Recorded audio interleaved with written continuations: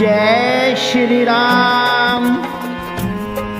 खान से निकली हर वस्तु हीरा नहीं होती, गन्ने से निकली हर वस्तु सीरा नहीं होती, विष पीने वाली हर नारी मीरा नहीं होती।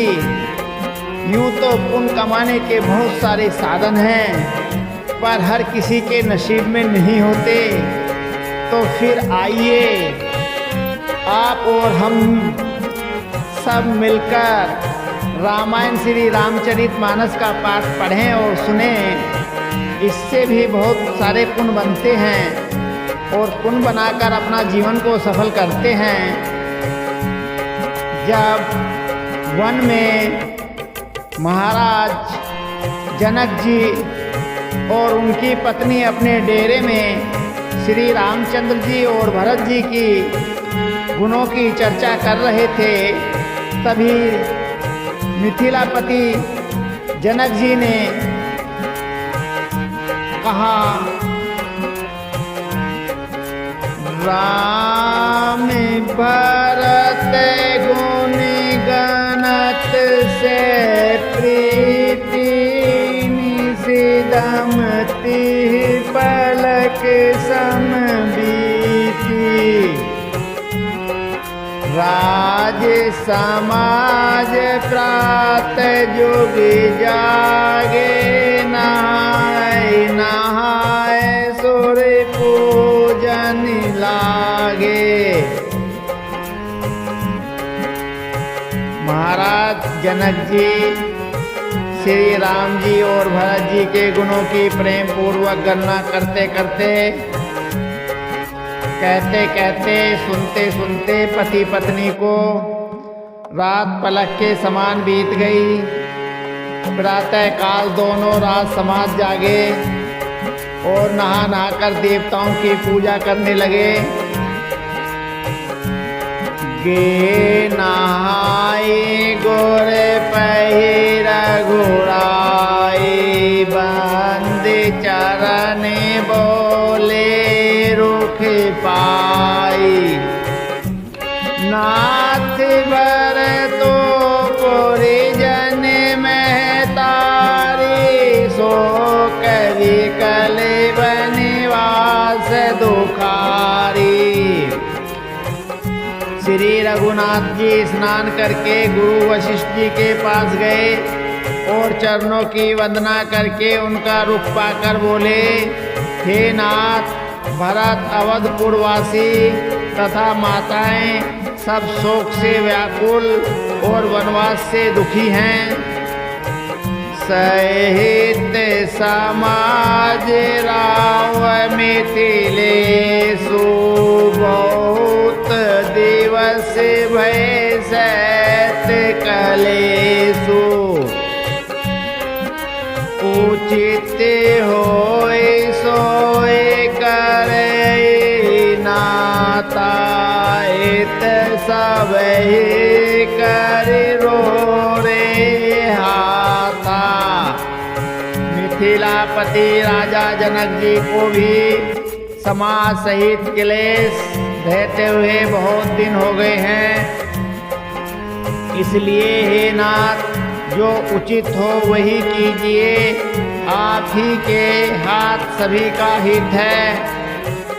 अस कहे अति सकुचे रघुराव, मुनि कुल के लगे शील स्वभाव। तुम्हें बिनु राम सकल सुख राजा, नरक सरि से दो राज समाजा। ऐसा कहकर श्री रघुनाथ जी अत्यंत ही सकुचा गए। उनका शील स्वभाव देखकर प्रेम और आनंद से मुनि वशिष्ठ जी पुलकित हो गए। उन्होंने खुलकर कहा, हे राम, तुम्हारे बिना घर बार आदि संपूर्ण सुखों के समाज दोनों राज समाजों को नरक के समान हैं। प्राण प्राण के जीव के जीव, सुख के सुख राम।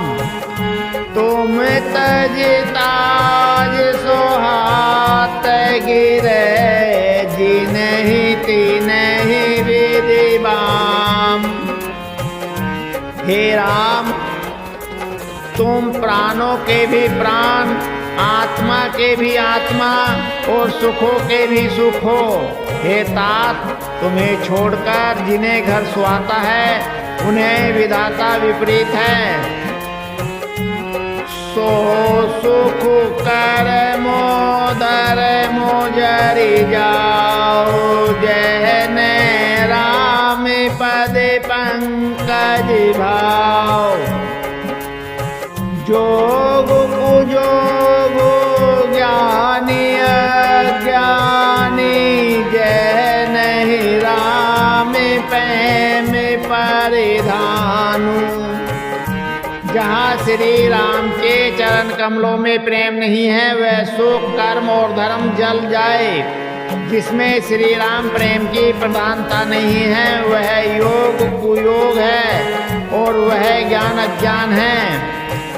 तो मैं बिनो दो के सुखी तो मैं ते ही, तो मैं जानू जिए जो जे के ही।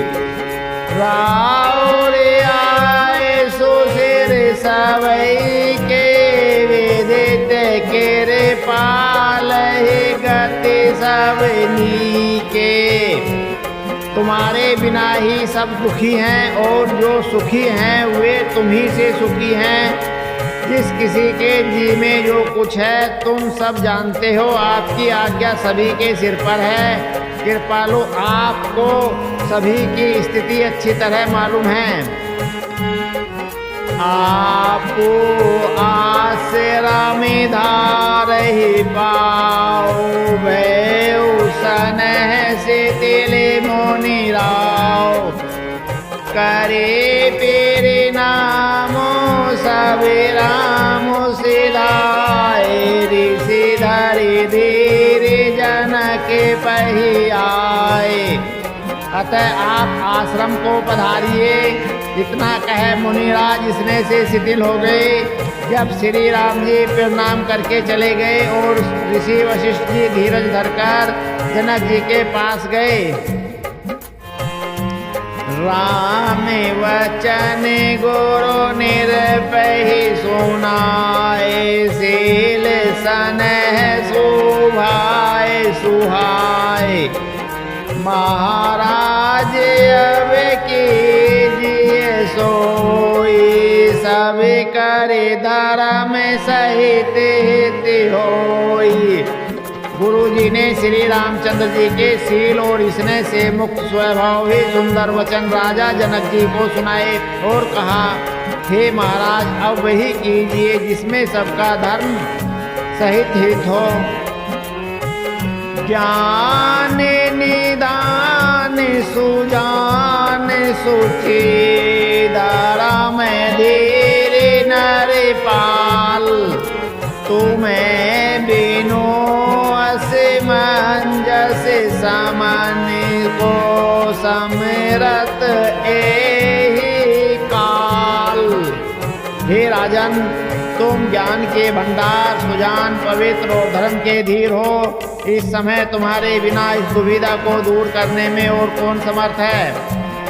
सुनी मुनि वचन जनक के अनुरागे, लखी गति ज्ञान विराग विरागे। शिथिल सन है गुणते मन माही, आए किया कीने फल नाही। मुनि वशिष्ठ जी के वचन सुनकर जनक जी प्रेम में मग्न हो गए। उनकी दशा देखकर ज्ञान और वैराग्य को भी वैराग हो गया। वे प्रेम से शिथिल हो गए और मन में विचार करने लगे कि हम यहाँ आए यह अच्छा नहीं किया।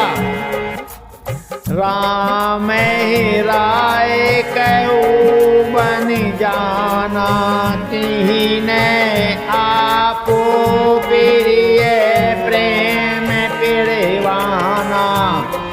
हम अब बनते बने पठाई, फिर मोदित फिर अब विवेक लड़ाई। राजा दशरथ ने श्री राम जी को वन जाने के लिए कहा और स्वयं अपने प्रिय प्रेम को प्रमाणित सच्चा कर दिया। प्रिय वियोग में प्राण त्याग दिए, परंतु हम अब इन्हें वन से और गहन बन के भेजकर अपने विवेक की बड़ाई में आनंदित होते हुए लौटेंगे कि हमें जरा भी मोह नहीं है। हम श्री राम जी को वन में छोड़कर चले आए, दशरथ जी की तरह मरे नहीं। तापस मुनि महेश्वर सोनी सैखी प्रेमी बस विकल विशेषी समय समुझे दरे जो राजा चले भरत बहि सहित समाजा। तपस्वी मुनि और ब्राह्मण यह सब सुन और देखकर प्रेमवश बहुत ही व्याकुल हो गए। समय का विचार करके राजा जनक जी धीरज धरकर समाज सहित भरत जी के पास चले। भरत आए आगे भैली ने अवसर सर से सो आसन दीने। तात भरत कहते रहो तेराओ तुम्हें ही वेद तेरा गोवीर स्वभाव। भरत जी ने आकर उन्हें आगे होकर विद्या और सामने आकर उनका स्वागत किया और समय अनुकूल अच्छे आसन दिए। त्रैहुतराज जनक जी कहने लगे, हे तात भरत तुमको श्री राम जी का स्वभाव मालूम ही है। राम सत्य व्रत दारा मेरा ते सब कर सीलु सने संकट सैत सकोच बस कहू जो आए सुदेहू। श्री रामचंद्र जी सत्यव्रती और धर्मपरायण हैं, सबका शील और स्नेह रखने वाले हैं, इसलिए वे संकोचवश संकट सह रहे हैं। अब तुम जो आज्ञा दो वह उनसे कही जाए। सोनी तन पुल की नैन भरी बारी बोले भर दो धीर धरी भारी। फिर वो पूज्य पिता समय आपो कुल गुरु समहित मायन बापू। भरत जी यह सुनकर पुलकित शरीर हो नेत्र में जल भरकर बड़ा भारी धीरज धरकर बोले, हे प्रभु आप हमारे पिता के समान प्रिय और पूज्य हैं और कुल गुरु श्री वशिष्ठ जी के समान हितैषी तो माता पिता भी नहीं हैं। कोशिका दे मुनि सचिव समाजो ज्ञानिया पुनि दिया पुनु आजो। शिशु सेवको आए सो अनुगामी जानी मोहे सिख दे स्वामी। विश्वामित्र जी आदि मुनियों और मंत्रियों का समाज है और आज के दिन ज्ञान के समुद्र आप ही उपस्थित हैं। हे स्वामी मुझे अपना बच्चा सेवक और आज्ञानुसार चलने वाला समझकर शिक्षा दीजिए।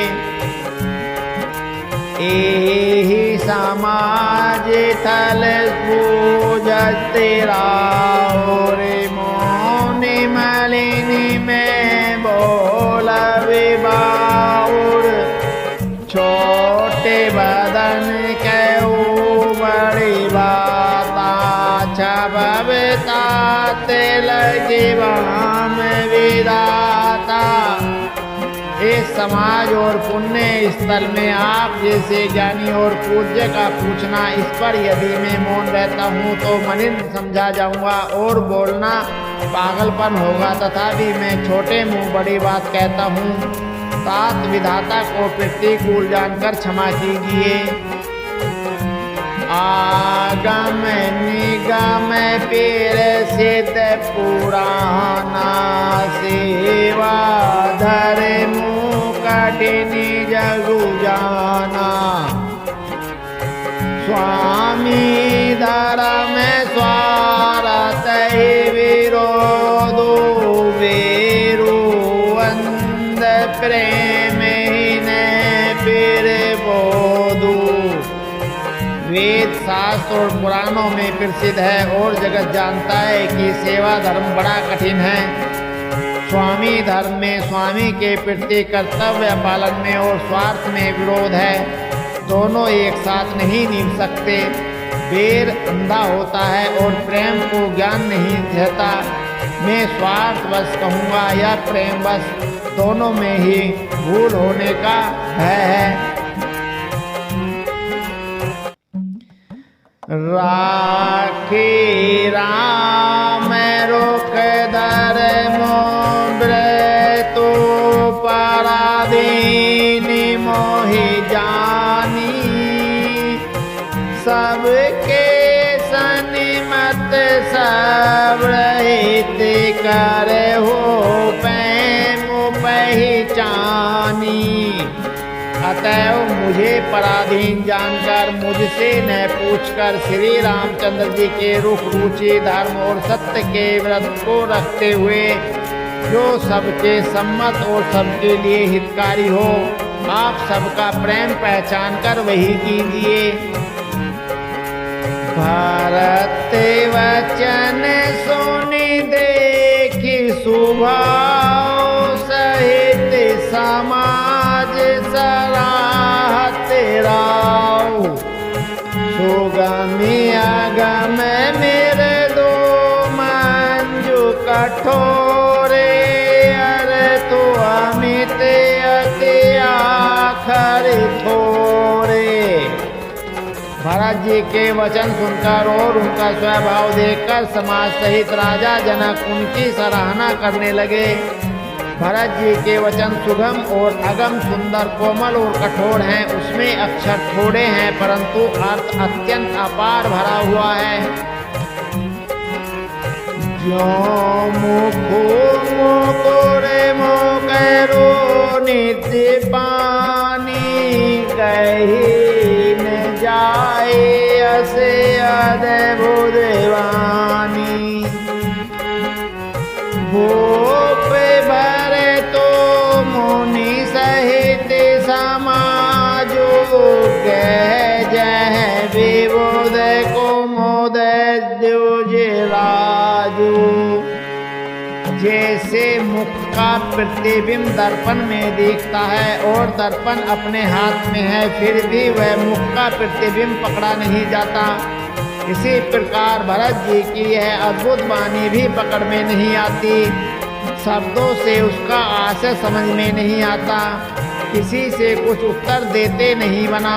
तब राजा जनक जी भरत जी तथा मुनि वशिष्ठ जी समाज के साथ वहाँ गए जहाँ देवता रूपी कुदुम्बों के खिलाने वाले सुख देने वाले चंद्रमा श्री रामचंद्र जी थे।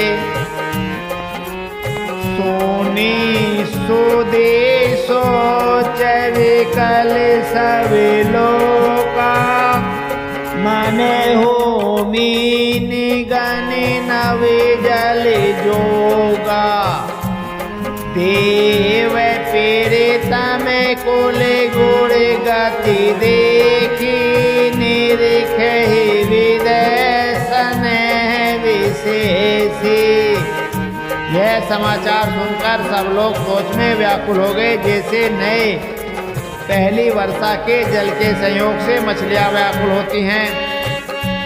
देवताओं ने पहले कुलगुरु वशिष्ठ की प्रेम विहिल दशा देखी और फिर विदेही जी के विशेष स्नेह को देखा। राम भगति में भरत निहारे सुर स्वार्थ है ही हारे। सवे को राम प्रेमी में पेखा भय अलेख सोच स्पष्ट लेखा। और सब श्री राम भक्ति से ओतप्रोत भरत जी को देखा। इन सब को देखकर स्वार्थी देवता घबराकर हृदय में हार मान गए, निराश हो गए। उन्होंने सब किसी को श्री राम प्रेम में सराबोर देखा। इससे देवता इतने सोच के वश हो गए कि जिसका कोई हिसाब नहीं। रामुसने है सकोच वश कैसे सोच सोरी राजू रचे हो पेरे पंच मिली नाहित काजू। देवराज इंद्र सोच में भरकर कहने लगे कि श्री रामचंद्र जी तो स्नेह और संकोच के वश में हैं, इसलिए सब लोग मिलकर कुछ पंच माया रचो, नहीं तो काम बिगड़ा ही समझो। सोरे न सो मेरे सारे दसराही देवी देव शरणागत पाही।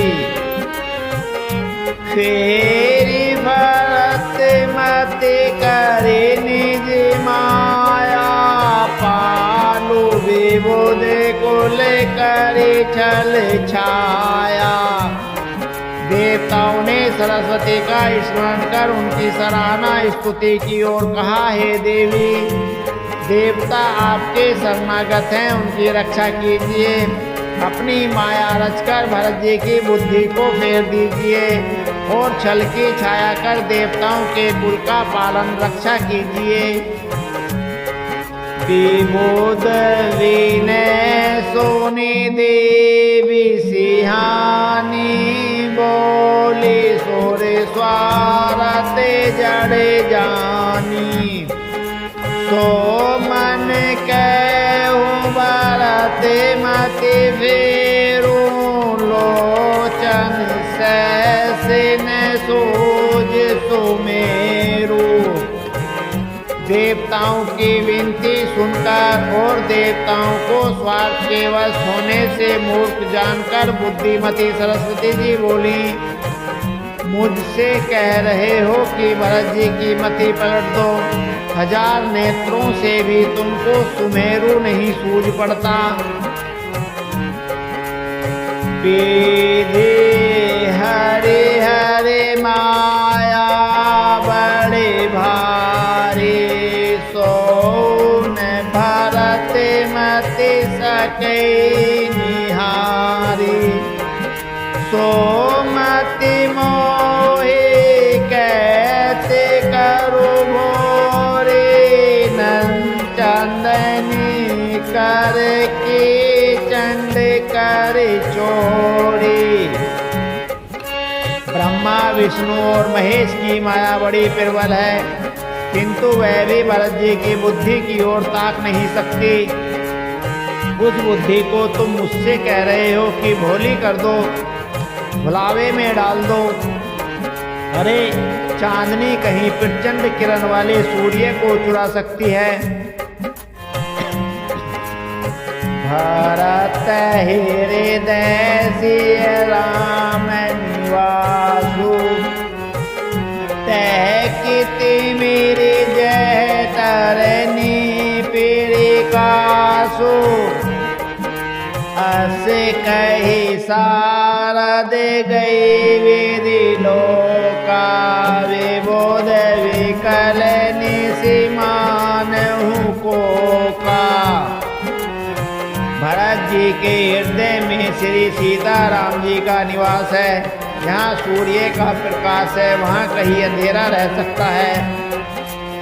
ऐसा कहकर सरस्वती जी ब्रह्मलोक को चली गईं।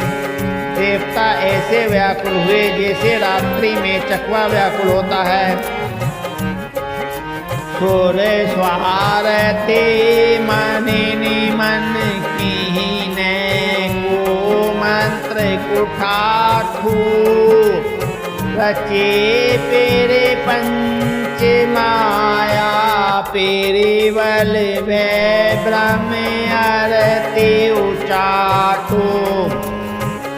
मलिन मन वाले स्वार्थी देवताओं ने बुरी सलाह करके बुरा ठाठ षड्यंत्र रचा, प्रबल मायाजाल रचकर भय भ्रम अप्रीति और उच्चाटन फैला दिया। करे कुचाले सोचत सुर राजू, भरत हाथ सब काजू अकाजू। गए जन को रघुनाथ समीपा, सनी माने सवे रघुकुल दीपा। कुचाल करके देवराज इंद्र सोचने लगे कि काम का बनना बिगड़ना सब भरत जी के हाथ है। इधर राजा जनक जी, मुनि वशिष्ठ जी आदि के हाथ श्री रघुनाथ जी के पास गए। सूर्य कुल के दीपक श्री रामचंद्र जी ने सबका सम्मान किया। समय समाज धर्म अविरोधा, बोले तब रघुवंश विरोधा। जनक भरत संवादु सुनाए, भरत काउती कहे सुहाए।